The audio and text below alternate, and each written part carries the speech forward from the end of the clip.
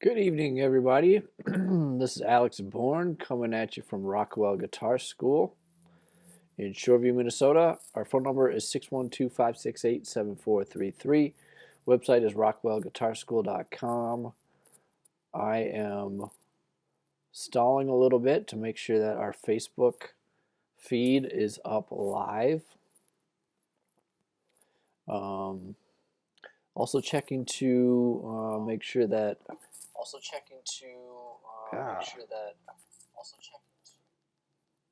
okay, to make sure that Periscope is up and running. Let me just theory. Okay, Periscope is good to go. YouTube is good to go. Facebook Live is good to go. Hey, welcome everybody to Theory Thursday. I'm Alex Bourne. Like I said, I am the owner and instructor at Rockwell Guitar School in Shoreview, Minnesota.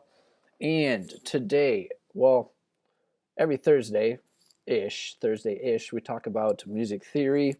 Right now, we are working our way through the Berklee College of Music Harmony curriculum, or you could call it the music theory curriculum as well. And today we're going to be talking about tensions. Let me just get my...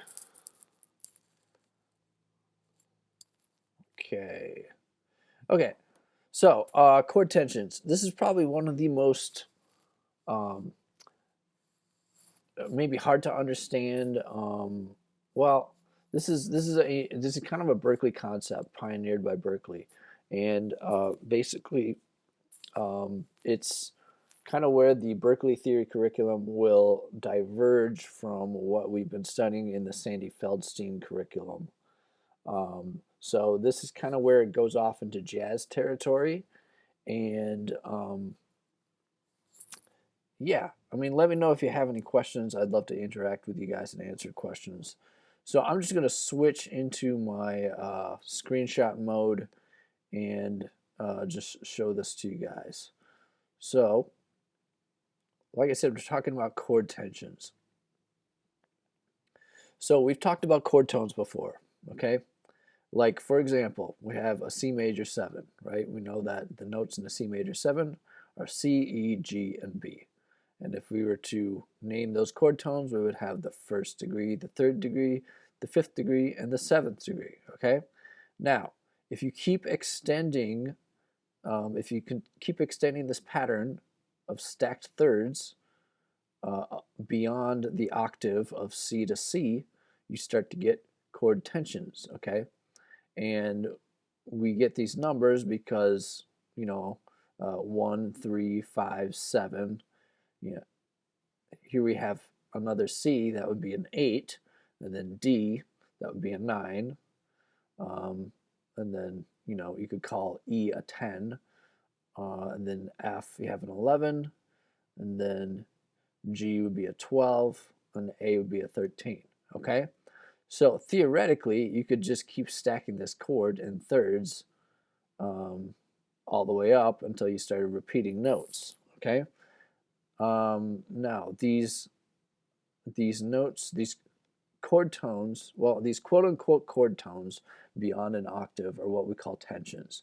And we actually don't consider them to be chord tones. I was kind of talking about them that way in order to help you understand the concept of chord tensions. Basically, we're extending a chord beyond an octave, okay? So that's where those numbers come from. Let's see what they have to say about it. Chords larger than sevenths exceed an octave and create intervallic relationships which are much more tense than the simple octave or less intervals of triads and sevenths.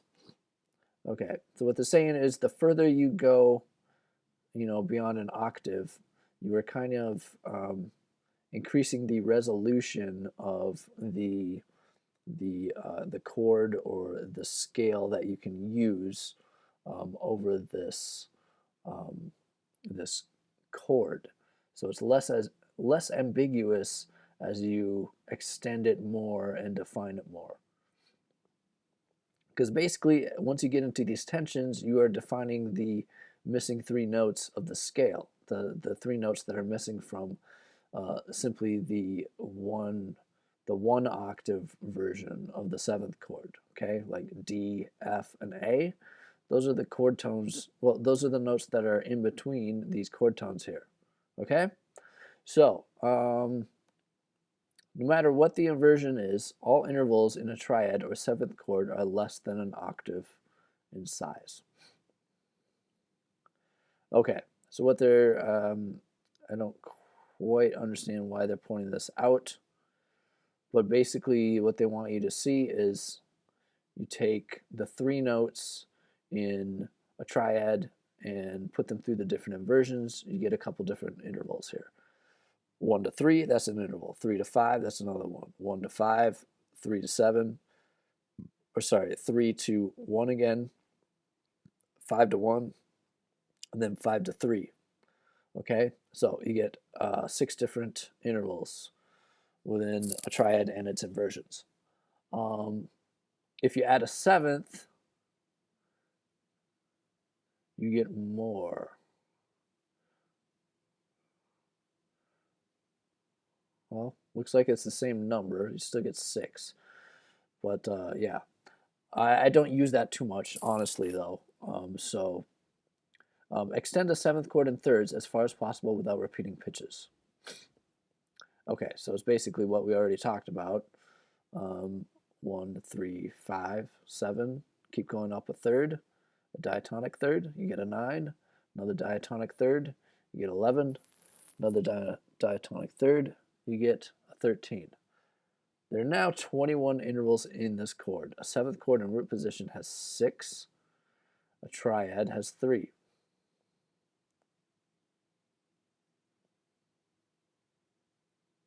Okay, the number of intervals has more than tripled from those of the seventh chord, while the seventh chord is only twice as many as the triad.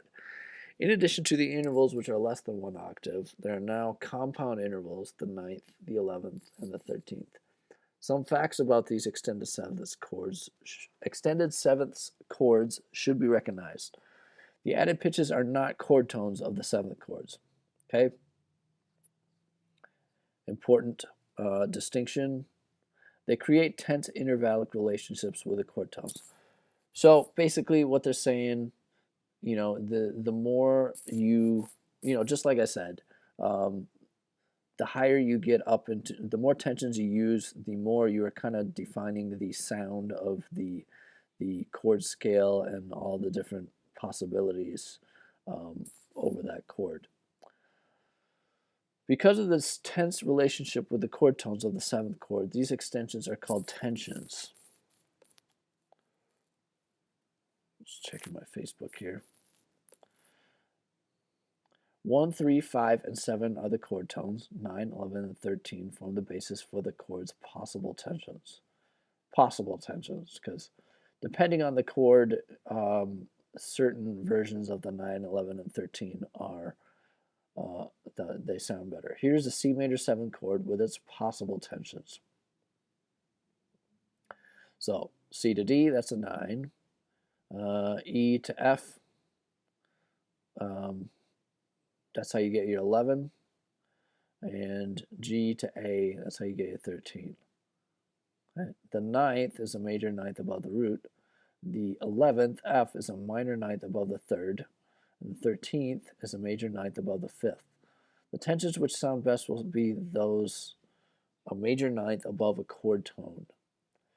So this one right here, this is E to F, that is a minor 9th. Minor 9ths do not always sound, they don't sound good. I mean, it's a very sour sound. If you want that sound, more power to you, but generally they stick out like a sore thumb. So they're generally avoided. The tensions which sound best will be those a major 9th above a chord tone. A minor 9th interval is extremely harsh sounding. In the following examples, all tensions are those a major 9th above the chord tones. Okay. So in order to make this interval a major 9th, we have sharped this F, which gives us a sharp 11. Okay. So this is a more practical chord tone over like a major 7 chord here, simply because it is a major ninth above that third there. Okay. The 13th is a major ninth above the 5th. The sharp 11 is a major ninth above the 3rd. 9 is a major ninth above the root. Notice that tension sharp 11 is not identified as augmented 11.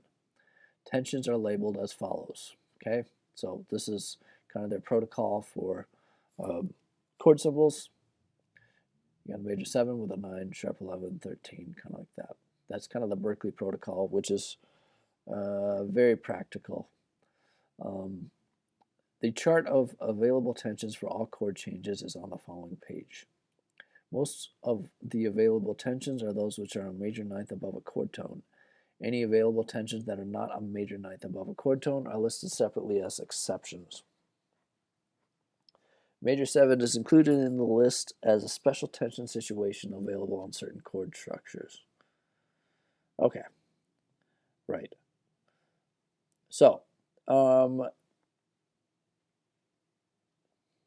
if you're ambitious, it would be wise to memorize this table. However, if I could give you one rule of thumb that would basically cover all of the information in at least, this part here. I would say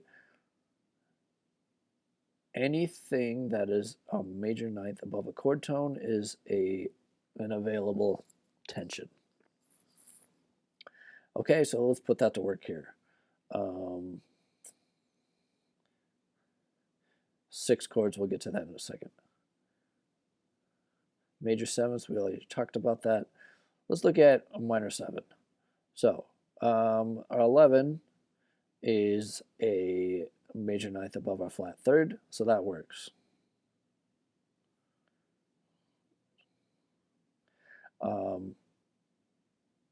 And this is good information too. So all the tensions in this column are kind of available at any time. And then I guess if it's a non-diatonic chord. If it's a non-diatonic chord, these are the available tensions. If the chord is diatonic to the key, that means it's found naturally in the key, then these are the tensions you can use. But like I said, anything a major ninth above the chord tone is going to sound very acceptable. Minor 7. So then our 9 is a major ninth above our root, obviously. Okay. Our 11 in the minor 7 flat 5 is going to be a major ninth above our flat 3rd. Flat 13 is going to be a major ninth above our flat 5. 9 obviously is a major ninth above our root. Okay. So as you can see, that is a pretty sound theory to stick by. Anything a major ninth above a chord tone is fair game. Now, with the exception of the dominant 7th chord, you can really do a lot over a dominant 7th chord. They're very flexible. Just because you get so many sounds like the blues scale, which is a total anomaly, and all the stuff that goes with it. So on a dominant 7 chord, you can do a flat 9, a sharp 9, a flat 5, a flat 13.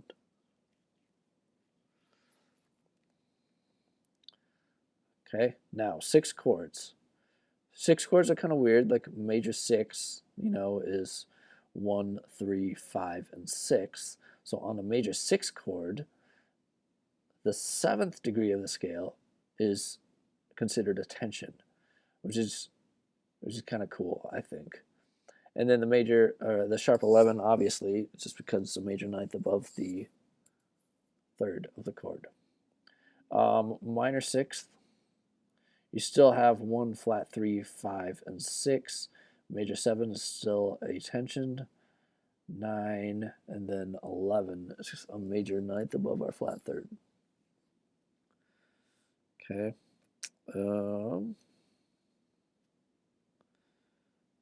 Yeah, so our rule is still pretty sound here.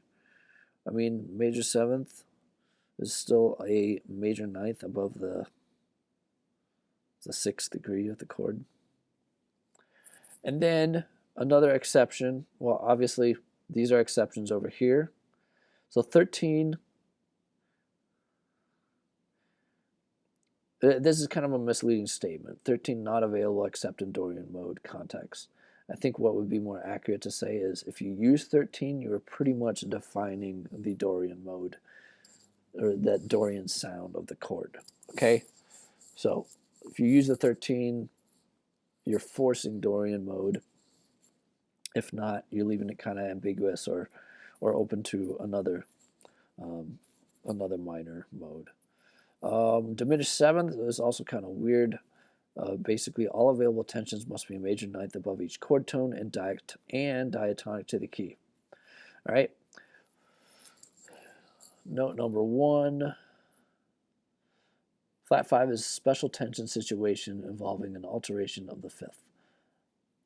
Yeah. So flat 5 or sharp 5 in a chord is an alteration, and it kind of forces a lot of other exceptions in the chord, like flat 5 goes with flat 13, sharp 5 goes with sharp 13, flat 7, stuff like that.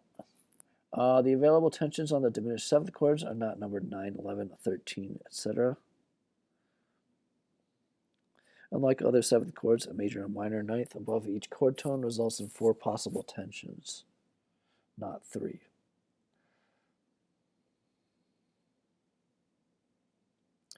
The numbering system to 13 will not work here. Specific available tensions for diminished seventh will be shown when the chords are shown in context. Yeah, I believe they have a chapter or a lesson on diminished seventh chords where they study it in depth and show you all the tensions and scales and stuff like that. Diminished seventh chords are really cool, just because they're such an oddball in the music theory world. So we'll get to that later, but basically you can still stick to your rule of anything a major ninth above a chord tone. Okay, so here's a table that kind of puts the same information a little bit differently. So here you have all the tensions on the left, and then the chords that they are available on over here. Again, our major ninth rule still applies pretty consistently. Chord symbols used to show tensions fall into 2 categories. The listing of tensions which are not diatonic, the optional courtesy listing of tensions which are diatonic. So here's an example of a chord symbol with a tension that would not normally be available. Okay, so in the key of C, you got a C major 7, sharp 11 is going to be an F sharp. That's not diatonic to the key. So there you go. And then the listing of tensions which are not diatonic.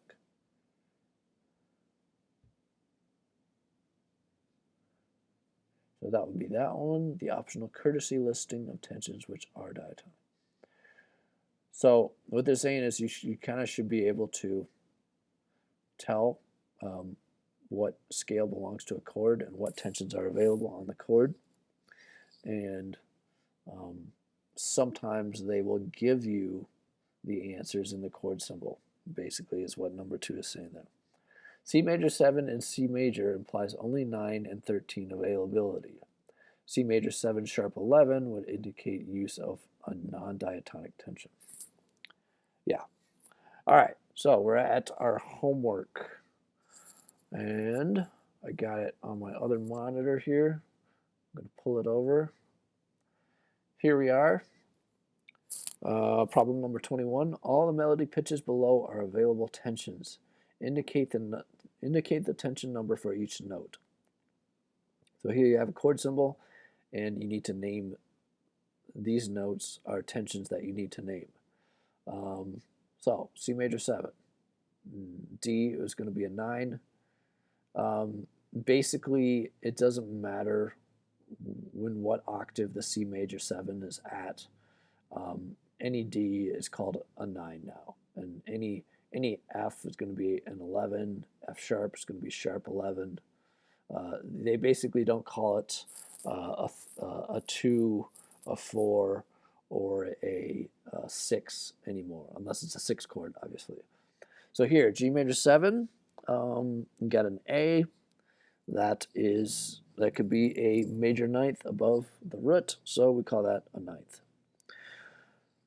C minor 7 with a D in the melody, that's going to be a minor ninth chord. F7, we got a G, that's a whole step above the root, it's going to be a 9, and then D, it's going to be a 13 on that chord. So that's kind of how you do that. So go ahead and name all of them. This is really fun. I wouldn't recommend writing a piece of music, though, with entirely of tensions.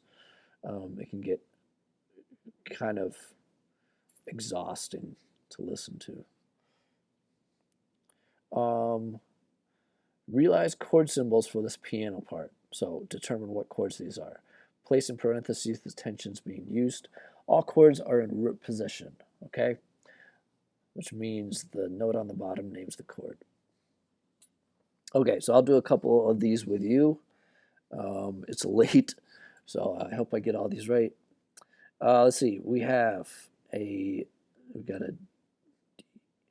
D. We got an F sharp, starting to sound like a D major chord, with a C. That's going to be dominant 7. Oh, sorry, A. D, F sharp, A, C. That's straight up D dominant 7, with an F in the melody. So that's going to be our sharp 9. Cool? All right. And let me see if anybody has any questions yet. I think someone might have liked.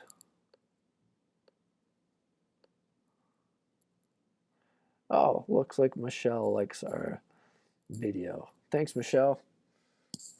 Let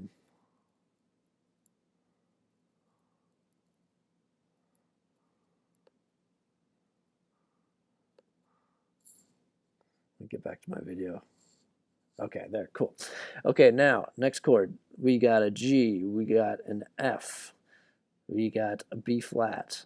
Started to sound like a G minor 7, D, yep. And then we got an A in the melody. So that's going to be a G minor 9. Then we got, let's see, D flat, we got F, we got C flat. Sounds like a D flat dominant 7 with an E. That's a sharp 9. And then we got a 13 up here in our B flat. Okay, so I hope that helps you guys out. Do that for the rest of these chords. And yeah, we'll see.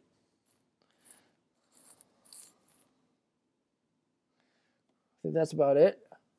I'm going to switch back to my face mode here. Thank you so much if you stuck around and watched all of this. I hope it wasn't too boring and monotonous, but I hope you got a lot out of it. And those are tensions from the Berklee College of Music Harmony curriculum. Let me know if you have any questions. Thank you so much for watching. Yeah, see you next week. Take care. Peace.